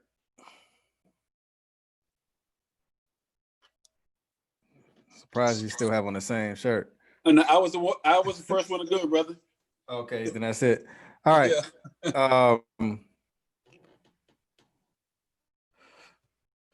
So, okay, I know we talked about this, so let's be real brief. Now, they say all lives matter. All lives matter. Well, we say Black Lives Matter. They say all lives matter. Police are bullying Black people. But how can we as a community improve our lives and generations to have a better justice system? I think this is kind of loaded. It's policy. For me, I say it's voting. It's who we're actually funding when it comes to politics, because we can talk policy and we can talk politics, but who are we actually backing up? Who are we putting funds in that's really going to fight for what we believe in our communities? That's my take on this. So again, let's keep this one real brief because we got 3 more questions, then we close it out and that's it. I will give it to Miss Yolanda. What you got? Look at it. Hold on. How can we, because there are, we have the all lives matter people that are out there. I personally know a few myself. How can we improve our community? And I know people say vote, but I'm going to use this for an example, and it's going to be, I promise it's going to be quick. So we all know COVID is going on, right? I'm in the military. I had to drop my daughter off in Florida because I'm deploying. They kept saying, we're going to do ETP memos. We're going to do ETP memos. And then all of a sudden, out of nowhere, once they were ready for us to move and we were back SRPN, ETP memos appeared overnight. So people can say, change doesn't happen overnight. It takes time. And, the Confederate flag, they're not going to get rid of it. The Air Force already signed a memo. It's in place. That flag is going to go away. The Navy already signed a memorandum. It's in place. It's going to go away. These people in charge, if they want stuff to change and they want it, they implemented the law, the lady who they went in her house and killed her. I apologize that I don't know her name. They already implemented a law for her that fast. So change can happen. Don't sit here and tell me about you need to do this, you need to do X, Y, Z, because if they have the ability to do these, they can do it if they want to. Change can happen. It can be implemented. It can be put in a memorandum format, and it can be out there for us to follow as good law-abiding citizens and good law-abiding Americans. That's all. Gotcha, Ms. June. What you got?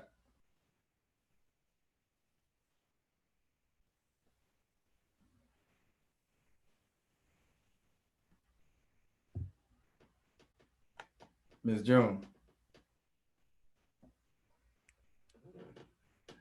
Look at her talking. She muted. Oh, okay, hold on.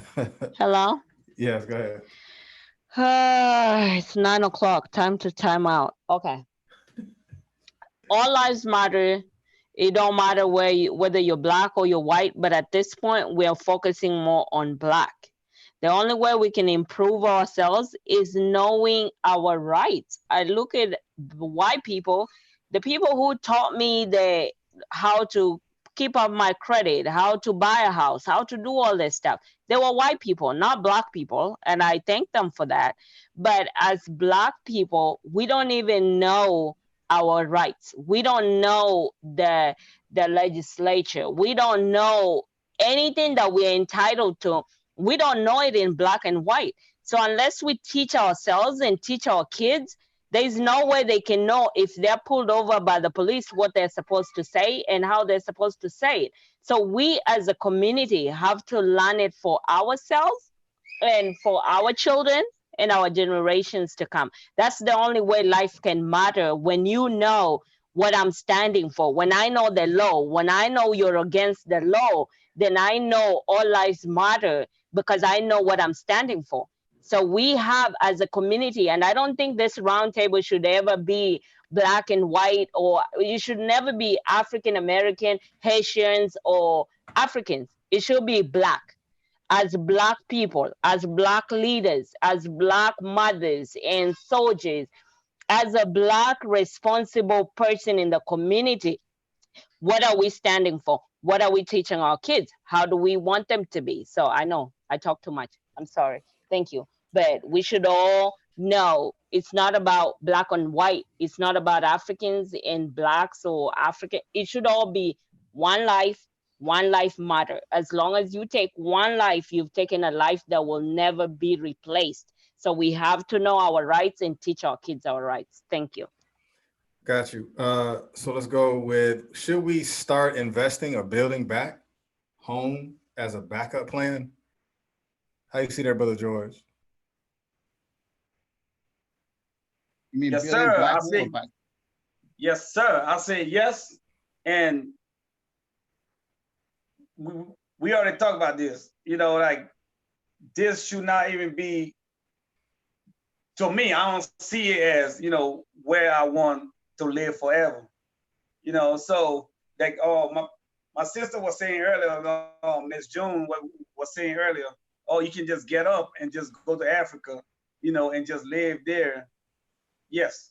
So the backup plan starts now. So if you have that mentality and you think that's what you want to do, then maybe it's time to start now, right? So that's why we're networking and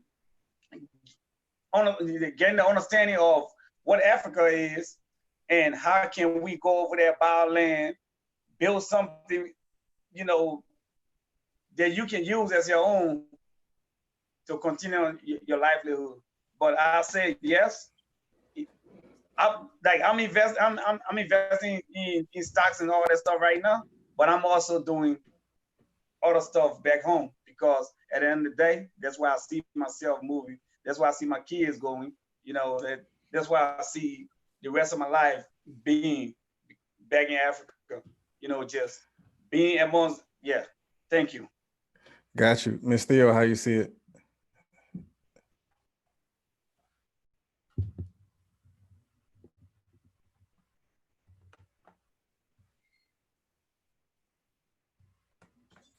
Oh, yes. So sorry for that. So I am born and raised in Tanzania. I came here 10 years ago. So that being the case, yeah, that is always back in my mind. Home, to me, that's home. You know, here it's home, is in my second home. So always thinking about investing there, building there. And I'm always encouraging people to do the same, because at the end of the day, not only as a backup plan, but also as an investment, you know. And also, what are you doing investing here, or what are you doing building over here? Because you have more power over here, because this is the country you're born and raised and all that, you know, the same way I have more freedom where I'm born and raised and all that. So we have to think about that, like, what can you do here, you know? So if you can do something here, you can also do somewhere else. But if you cannot do it over here, can you go do some other place? And probably you can, but you have to be realistic, you know, because investing in Africa is not cheap. People think, oh yeah, there's gonna be cheap land you can buy, but building that land, there's no mortgages there. Is about what, 20%? Like in Tanzania, I used to work in Barclays Bank, 21%, 27% mortgage interest rate. So how many people can afford that, you know? And that being the case, you were thinking yourself, like, if I'm going there, you have to be prepared. Prepare yourself. If you have the money, you're buying, you're building, you're done. Because a lot of people in Africa, they build from the ground up, block a brick by brick, until the house is done, and then they own the house, or their properties outright. So, I mean, it's yes, it is good plan, but you have to be prepared for that plan. Also thinking, if you exhausted all the opportunities here, because my thing is also, you need to use your American card. There's a lot of opportunities for Americans in Africa. That's why, you see Africans, I'm a white American in Africa, doing things there. You hardly see Black Americans, in Africa working and doing this stuff. And a lot of times the salaries are good. They're living good life, living in the peninsula, doing all these cool stuff. But where are they? Is it because these opportunities are not being provided for them, or they don't know them? So you have to think that, okay, if you cannot have the money right away to go to Africa, and build and invest, what other opportunities and resources can you be able to use, so you can go slowly by slowly, moving there slowly by slowly. When you travel with purpose. Then when you travel, instead of just looking at animals and take a photo for Instagram, hey, what is opportunities over here? You're traveling as a tourist, but also you are listening. You're putting all the, you're crossing all the T's to know, next time I come, maybe I will know, instead of just, going there for fun. No, travel with purpose, have a plan. And then from there, things will work out. And also ask Africans who are there, who people are doing things in the ground, or people who are bridging that gap between here and there, because they will know resources, they will know how to connect you. And realistically, it's not easy, but it is doable. If there's a will, there's a way. So. All right, so that's gonna be the last question, and everyone give their last statement, and we're gonna go ahead and close this out. So, are Black people ready to be allies with one another and actually work together? Mr. Parker, we're gonna start with you. We're gonna roll it up. We're gonna end with Brother Tavares. We're gonna close it out. No, we're gonna close it out. We're gonna end it with June and close it out with Brother Tavares. Okay. Hey, thank you very much. Thank you very much. I think the question is, are Black people ready to be allied? And I think that the Black people got no other choice but to be allied and work together. It's very important. It's in our interest. As we have been marginalized for decades, it is in our interest that we get together and work together, identify our strengths, and do all we can to plow through these challenges. But we got to do that by forming allies, because if we are united as a force, we can have folks come to our aid and help in solidarity with us as we address those challenges. So yes, Black have no option but to to work together and to form allies. Got you, Ms. Yolanda.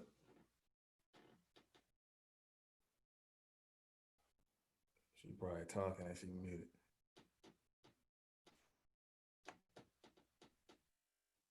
Muted. Go ahead. Yes, we're ready to be allies. We're all we have. Like, if we don't stick together, just like someone said earlier, we can't look at, oh, I'm Haitian, oh, I'm Jamaican, oh, I'm from Liberia, oh, I'm from Nigeria. We're all Black. When they see us, they see Black people. They don't know where we from or what we've done, or if we're in the military, if we're not in the military. They don't know all of that until we start talking, until we start having conversation, until we're sitting at round tables. So before we go out into public forums to sit with other people and other races, we need to come together as a people. So yes, we are ready to work together as allies. All right, Ms. Theo.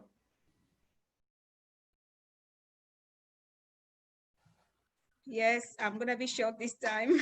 Yes, I think we are ready to be allies, and people already show the interest and the the intention of being allies, and they're already starting to align together and work together.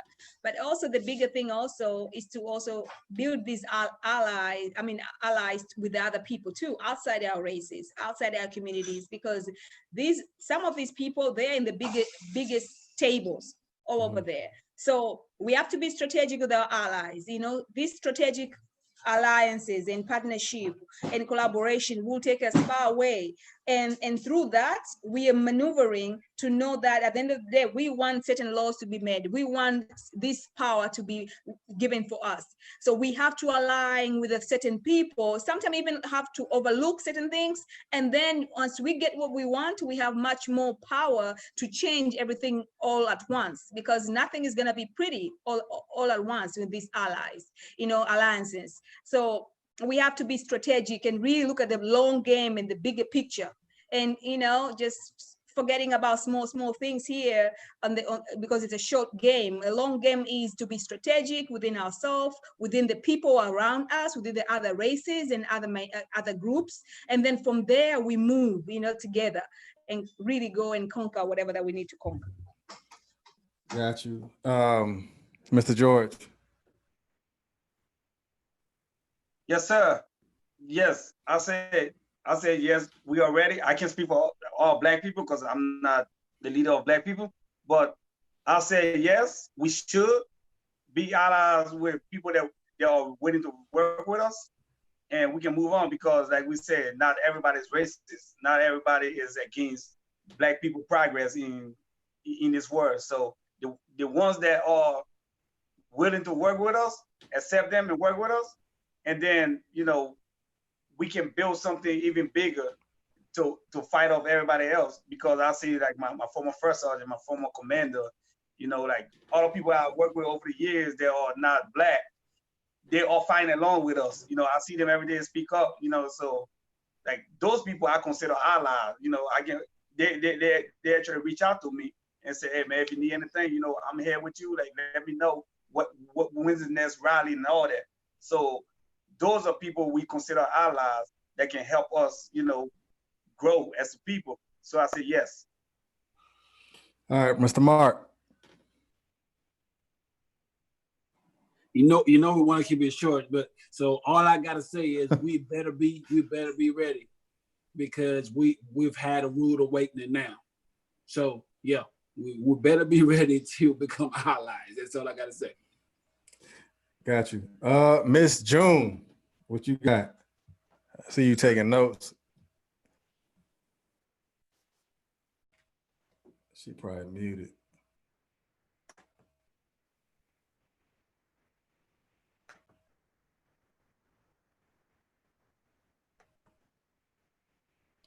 All right, Brother Tavares, what you got? I think that we as leaders, and I'm gonna use the term leader loosely, right? I prefer the term guide, but I'm gonna use the term leader loosely. We as leaders have to always remember that when in combat, that battles are fought and won, and the excitement, it even feels good when you win a battle. You know, we see right now our people are in the streets and they're battling, right? But wars are won at the strategic level.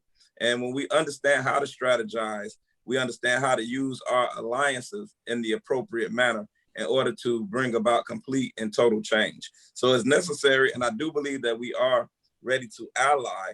I think that what we must do now is start the process of cultivating ambassadors and those individuals who will serve as emissaries to help usher in the change that will be a change, a global change, as we see the development and cultivation of new global cities every single day across the planet, right? We need to understand, you know, at the cellular level, how that occurs and what's actually taking place. And when we say war and battle, and we're not talking about something between armies with weapons, right? We're talking about using our intellect as a weapon, using our love as a weapon, and using our alliance and our allegiance as the strategy in order to be able to bring about the change that our communities require, in order to be able to produce change and something of a benefit for our generations as we move forward. I believe that it's time, but more so than believing that it's time, I believe that we are the individuals that will help to usher it in.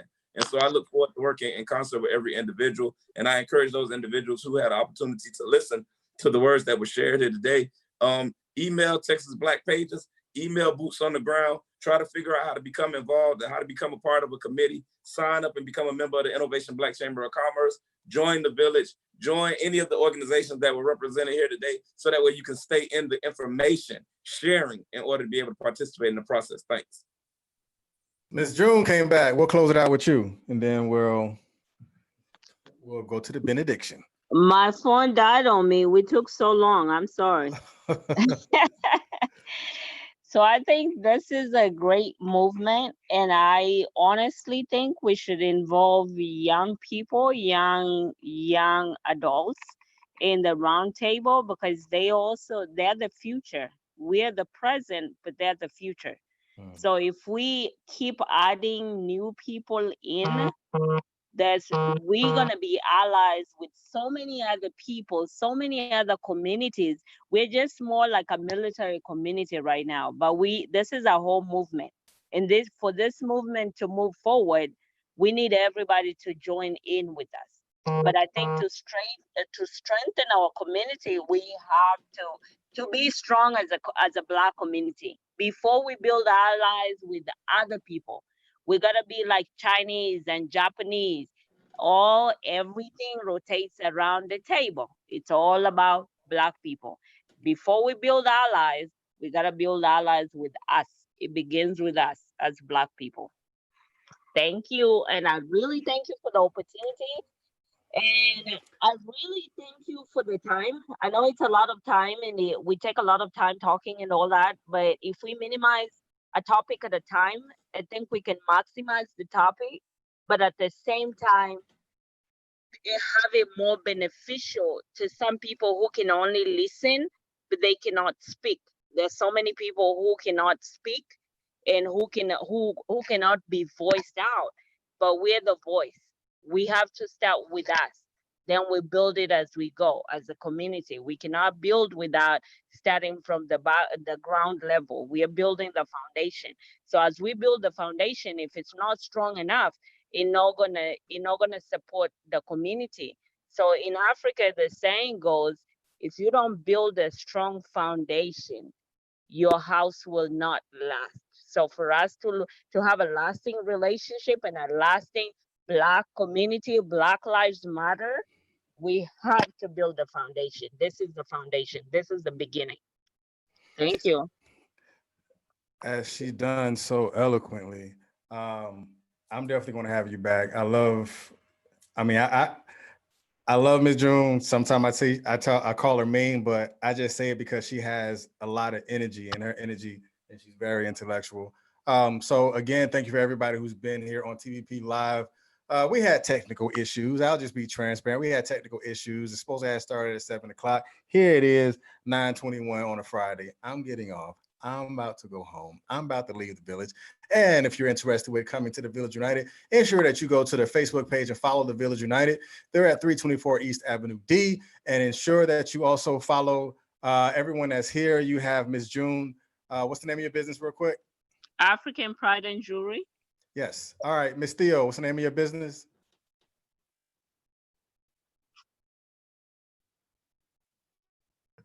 My business, Koshabante. Spell that.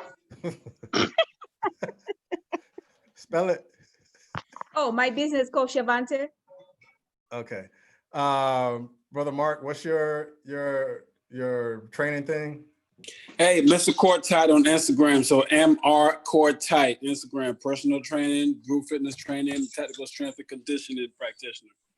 Yes, sir. Brother George, what's the name of your business? Yes, sir. I'm the vice president for LAVA, Liberian American Veterans Association. My business, on the other hand, my business is a Gold Digger. So the name of my business is My Gold Digger Movement, GOALDIGGER. So My Gold Digger Movement on Instagram and Facebook. Thank you. Yes, sir. Brother Tavares. You know, we the Village United on Facebook and on all those other platforms. And if anywhere where you see TBP, you'll see the Village United as well. Yes, sir. So we thank and appreciate you for being here tonight, and enjoy the rest of your weekend. And remember, here at the Village, here at Texas Black Pages, we say the village will not grow if the village don't know. And tomorrow is another day for you to be successful. You guys be blessed.